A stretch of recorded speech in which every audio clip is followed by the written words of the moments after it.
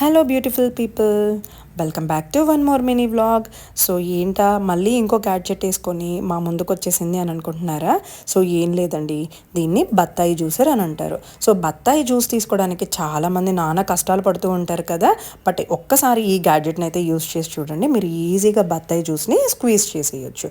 So ఇప్పుడు పైన చూపిస్తున్న విధంగా ప్రతి ఒక్క దాన్ని మనం సెట్ చేసేసుకోవాలన్నమాట. అలా సెట్ చేసుకోవడం వల్ల ఏమవుతుందంటే అందులో ఉన్న విత్తనాలు కానీ పల్ప్ కానీ ఏది కూడా మనకి జ్యూస్లోకి మిక్స్ అవ్వకుండా ఉంటుంది. సో ఈ విధంగా బత్తాయిని సన్నగా స్లైసెస్ లాగా కట్ చేసుకొని దానిపైన ఉన్నటువంటి తోల్ని మొత్తం మనం పీల్ ఆఫ్ చేసుకోవాలి. ఇలా పీల్ ఆఫ్ చేసుకున్న వాటన్నింటినీ బత్తాయి యొక్క బద్ద సైజుని బట్టి మనం ఒక 3 లేదంటే 4 లేదంటే 2 అలా తీసుకొని మనం ఇలా పైనుంచి ప్రెస్ చేస్తూ జస్ట్ దాన్ని రొటేట్ చేయటమేనండి. అలా రొటేట్ చేస్తూ ఉంటే చూసారా, గ్లాస్లోకి ఫ్రెష్ జ్యూస్ అనేది వచ్చేస్తూ ఉంటుంది. పల్ప్ కానీ విత్తనాలు కానీ ఏది కూడా ఉండదన్నమాట. అయితే ఏంటంటే కింద బ్లాక్ కలర్ ఏదైతే ఉందో అది స్టిక్ అవుతుంది. బట్ నాది ఓల్డ్ పీస్ కదండి, సో స్టిక్ అవ్వట్లేదు. అమెజాన్లో అయితే ఈ ప్రోడక్ట్ అవైలబుల్గా ఉంది.